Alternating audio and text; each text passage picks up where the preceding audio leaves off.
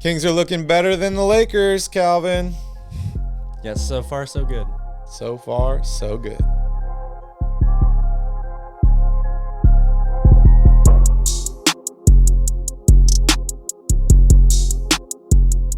What's up, Kings fans? Welcome back to Royal Rebounds TV and episode 2 of the Royal Report with Calvin and Barry, a Sacramento Kings sports talk show. If you're a Kings fan, make sure you like this video. And if you'd like to join the Royal family, make sure you hit that subscribe button as well. Welcome back, everyone. On today's show, Harrison plays hero. De'Aaron Fox is still in hibernation. And we'll talk about the good, the bad, and the buddy. But first, we begin as always with news from around the league. One of this year's most surprising teams thus far has been the Minnesota Timberwolves. They've gotten off to a 3-1 start, including a win on the road over the defending champion Bucks earlier this week. A lot of emergence from new addition Patrick Beverley, as well as Anthony Edwards, last year's #1 overall pick, who is averaging 25 points, 8 rebounds, and 3.5 assists per game this season. Barry, is this start sustainable, and do the Kings have another team to worry about in the Western Conference? They're definitely looking like a great team here. I know Towns is playing out of his mind, averaging like 28 points a game. D'Angelo Russell's contributing as well. They are looking like a real contender. If they can stay healthy, I expect them to definitely be in this playoff race. One team, though, that has struggled recently is the LA Lakers. I'm going to say that again. One team that has struggled lately is the LA Lakers. As a Kings fan, that feels wonderful. The Lakers are 2-4 after going 0-6 in the preseason. The strange thing is LeBron is having a great season. 26, 6-5. Anthony Davis is averaging 28-11. And Carmelo Anthony's poured in 28 points off the bench in one of these games. That was one of their 2 victories. So it just begs you to ask, Cal, what more do the Lakers have to do to win some games? Good question. That loss against Oklahoma City was definitely the most head-scratching one. Blew a 26-point lead in that game. I still think that they're going to figure it out. If you look on paper, their numbers really aren't that bad. It's just a matter of getting used to everybody that's new on the team, kind of like Sacramento's doing right now. In other news, a panel of team executives, head coaches, current and former players, and media members voted for a 75 greatest players of all time list earlier this year. The list is now fully available online, but all people can talk about are the snubs. Guys like Dwight Howard, Klay Thompson, Tracy McGrady, and Vince Carter all left off this list. Barry, which one of those guys is the biggest snub? You know, it's really hard to say. I'm a huge fan of Klay Thompson. I love his game. I think he's the second best shooter of all time. He was left off this list. You could also make a big case for Dwight Howard. 3 Defensive Player of the Year awards, 8 All-Star games. Dwight Howard has been an incredible player in the league. But then you can look at guys like Nikola Jokic and also Derrick Rose. They are the 2 players that have won MVPs that were left off this list. Every single other MVP candidate is on this list. It's truly incredible. I think it would be a really tough way to try and rank all these guys. There's so many different guys, so it's a tough job. Someone's got to do it. 88 votes, and that's what they chose. We're going to take a quick commercial break, and when we get back, we're going to jump right into your Sacramento Kings week cap.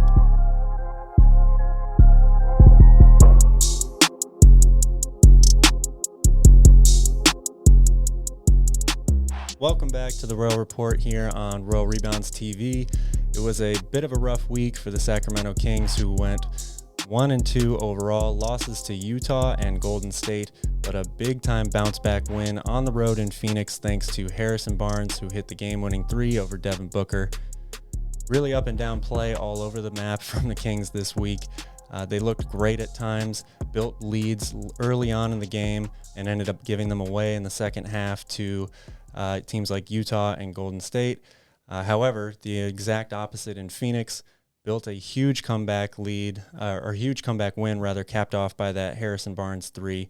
Barry, it still seems to me like this team is trying to figure out who they are. They're shuffling guys around a little bit, trying to get comfortable playing with one another. What did you make of the Kings week? I mean, it's what we've been talking about for the past 2 years. Is this Kings team is a Dr. Jekyll and Mr. Hyde. It's a roller coaster season. Just like last season, they started out hot, 3-1 at this point. Then they lost 2 games, won another one, went on another big losing streak. It's all over the board. The Kings can't decide what they want to do. We saw a couple of these games. The Kings played great defense in the first half, only to let the game slip away late on in the third and fourth quarters. We saw this last game against the Phoenix Suns. The third quarter was the Kings' quarter.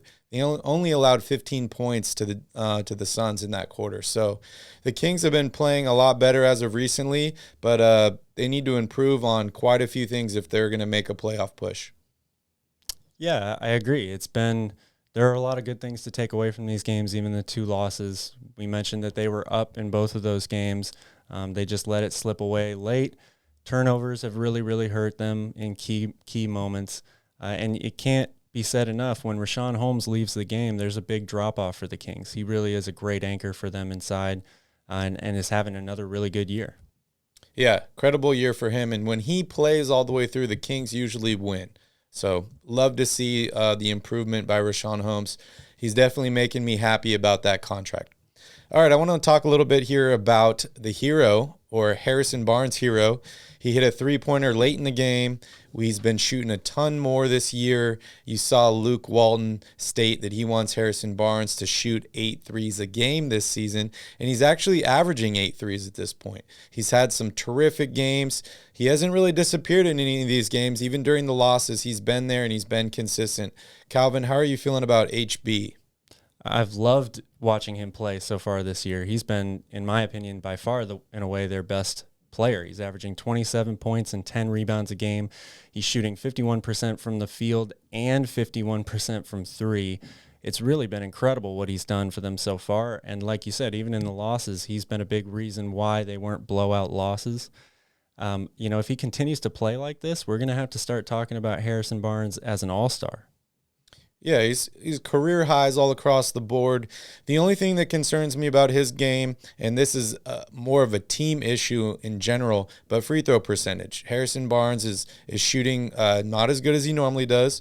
He's tied with how he shot his 4th season in the league, and he's getting much better every year past that. Every other category is off the charts for him. Just got to work on the free throws. We're going to take a quick break, and we'll be right back.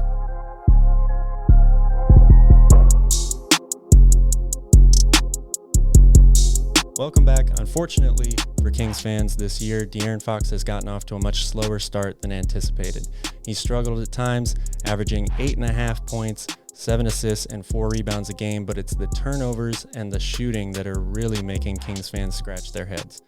He's averaging over 4 turnovers a game so far and is shooting 38% from the field, 17% from 3, and 55% at the free throw line.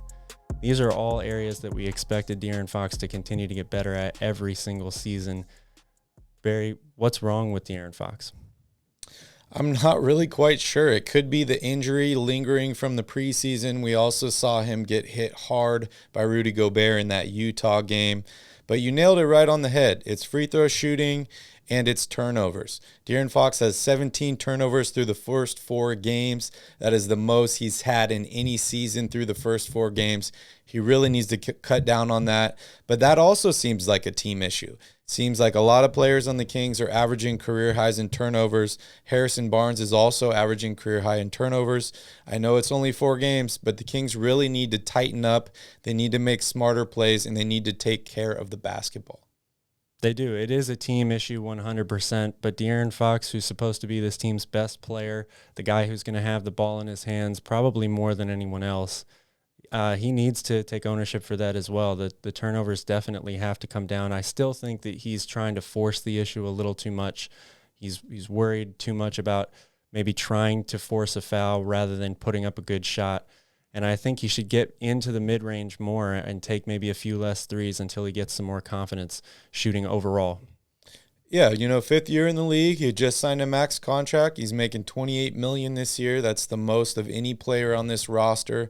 So expectations are a lot higher for him this year. But you know what, Kings fans? Don't sleep on De'Aaron Fox. He'll be back in a flash. Absolutely. And he'll be lighting up the scoreboard sooner than you know it. We're going to take a quick break, and when we get back, we're going to jump into these rotations.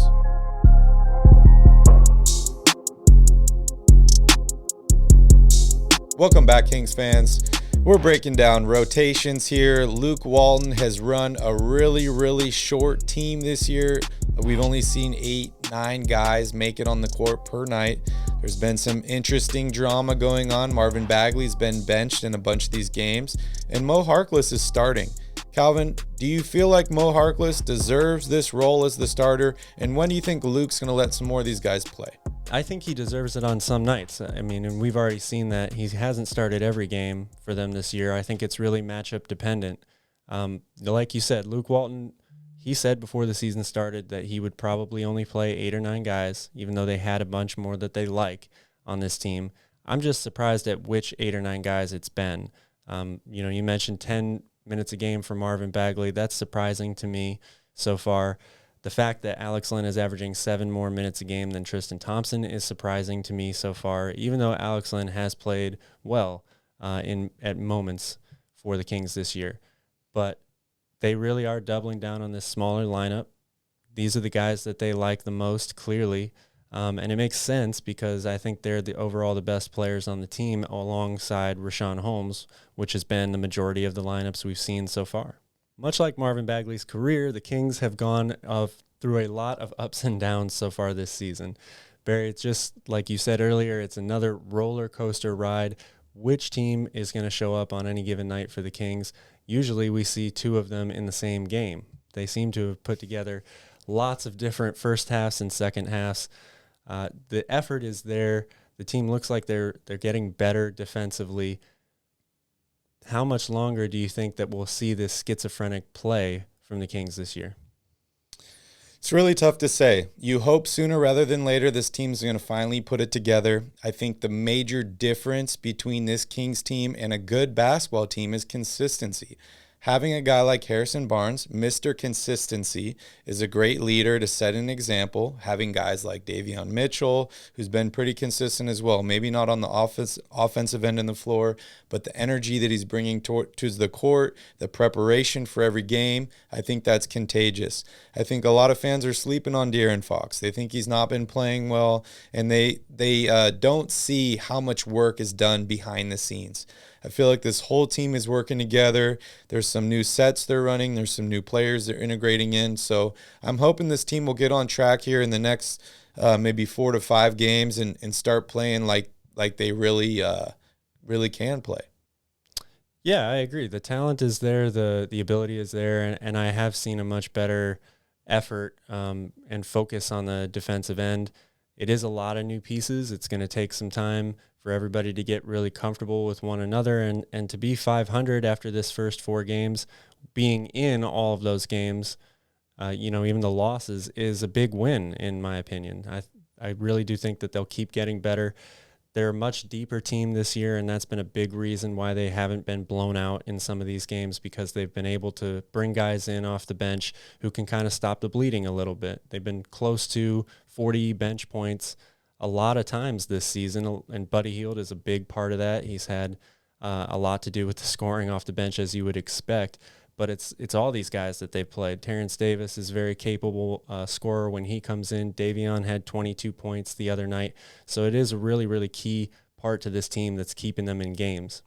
Yeah, it'll be interesting to see what happens with this whole Marvin Bagley dynamic, whether they're able to add another impactful player in a possible trade for Marvin Bagley, and also what happens with Buddy Hield. I know the Kings have relied heavily on Buddy Hield to shoot the 3 ball and keep them in the game offensively this season.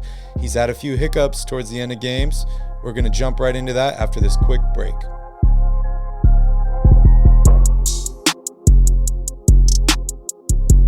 Still wondering about the conundrum that is Buddy Hield. His up and down play has continued this season, looking great at times, including a season high 26 on Wednesday. And he's shooting 44% from 3 overall, which is fantastic. But He's also averaging a career high in turnovers, 2.5 a game, and has made some really ill-advised passes in key moments for the Kings, including a big turnover against Phoenix that almost ended up costing them the game the other night. Barry, what do we expect for the rest of the year from Buddy Hield, and should the Kings continue to shop him before the trade deadline? I definitely think Buddy Hield's going to be shopped for the remainder of the season, and I would actually be surprised if he were on this team past the trade deadline. One thing that we can expect from Buddy Hield is a lot of three-pointers. He's just going to keep shooting. We saw him earlier this season break Peja's record for most threes in a Kings jersey, and he just keeps adding on to that record. It's pretty incredible. He is a great three-point shooter. That is the good, right? 44% from three-point. That is a career high. He also has a career high in rebounds this season, 5.5 a game, and also a career high in blocks, in 0.5 blocks per game. Now let's talk about the bad. As you mentioned, turnovers. He has a career high in turnovers, and he also hasn't been stealing the ball much. He's tied with his rookie season in steals. So unfortunately, Buddy has not been very helpful on that end of the floor. And then let's talk about the Buddy. Turnovers, late game situations. We saw it in the Phoenix game. We saw it almost happen at the end of the Blazers game as well. Just ill-advised passes. He just doesn't seem to be there mentally at the end of games. So it's really hard to tell what to expect from him other than a ton of three-point shots. The rest is all question marks for me, Cal. Yeah, I agree. It is always going to be a bit of a question mark as to what you're going to get from Buddy, even shooting. Despite the fact that he is shooting 44% from the field, he comes out and all of a sudden starts 1 for 10. We see that pretty regularly. So, but speaking of question marks, we've got Cowbell Questions coming up right after this.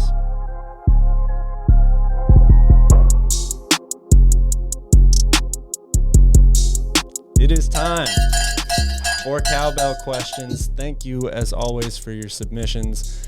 If you'd like to submit a question for Barry and I to answer on a future show, leave it down in the comment section on your screen here. Hashtag it Cowbell Questions.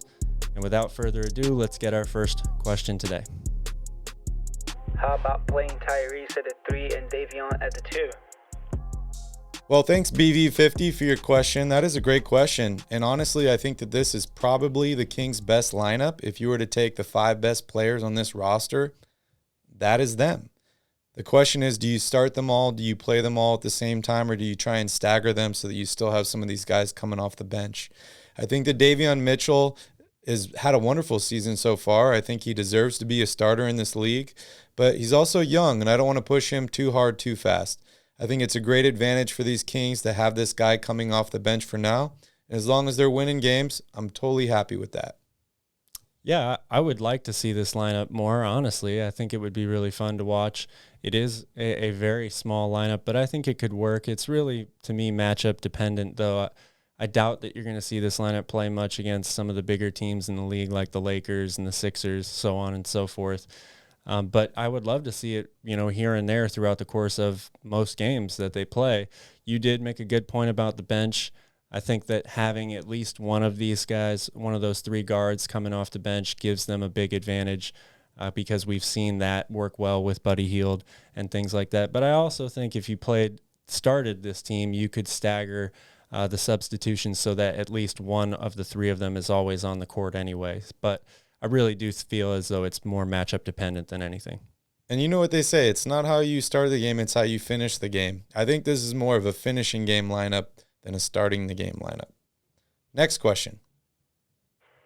So why haven't they played Metu? Well, I'm not totally sure, to be honest. I would have expected to see him at some point. There's a lot to like about Metu's game. Very athletic big guy who can stretch the floor a little bit. If he ever develops a real outside shot threat, then he's definitely going to find his way into some NBA lineup, whether it's in Sacramento or not.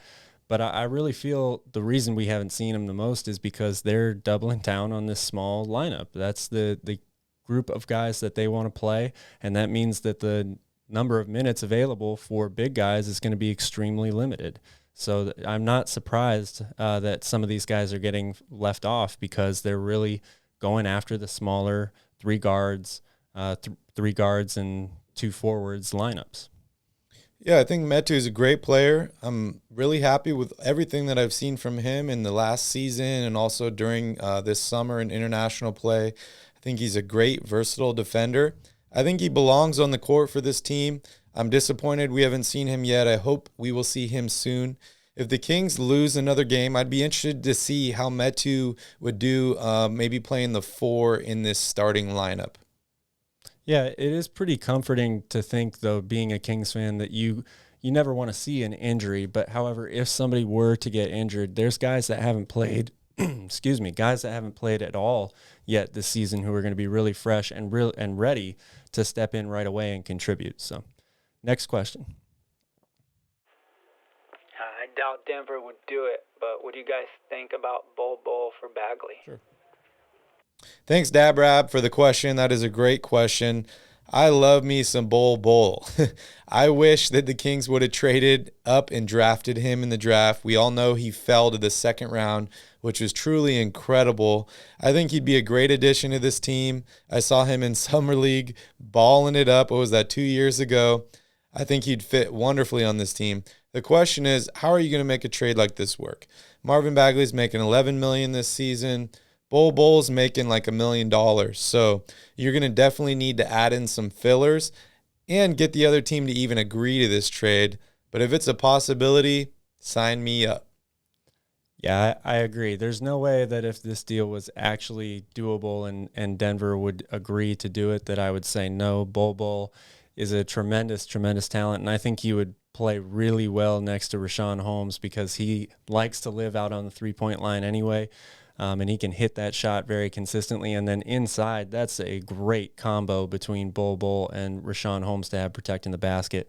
I just don't think that Denver is going to part ways with him right now. I would be very surprised, especially for somebody like Marvin Bagley. And like you said, Denver's going to have to give up more to make this deal work anyway. So it doesn't seem realistic to me. Also heard some trade rumors about Marvin Bagley potentially to Chicago. So interesting there. We're going to take one more break, and when we get back, we're going to break down the next week of Sacramento Kings basketball. Welcome back. Thanks for watching out there, everyone. As the Kings head into next week, it'll be a good chance for them to get nice and above 500 here, string together a few wins. They're taking on the New Orleans Pelicans twice, the Dallas Mavericks, and another game against a tough Utah Jazz squad that still has not lost. Barry, how many wins are we getting this week? Oh, I got to say 4-0 again, right? Just like I said last week. So what does that mean? Maybe 2 wins out of these 4? I definitely have these Pelican games circled on my calendar. I think they are huge for the Sacramento Kings. And if the Kings end up losing 1 or 2 of these are games you're going to look back towards late in the season and say, if they would have won those games, they might have been in this playoff picture. So for me, those games are very important. We got a revenge game against the Utah Jazz. The Kings played great in that game and just fell apart late. So I hope Coach Walton can make some adjustments. And then we have the Dallas Mavericks, who Luka Doncic has haunted Kings fans for years now. I think the Kings would be ecstatic to get a win over him. I'd love to see how Davion Mitchell plays on him. Luka's not the quickest. He's not the fastest guy. So it'll be interesting to see how Davion Mitchell really does match up against him. I want to thank you all for joining us for episode 2 of the Royal Report. Make sure you guys hit that like button down below. Make sure you subscribe to the channel. And we'll see you guys tonight after the game. But in the meantime, go Kings. Go Kings.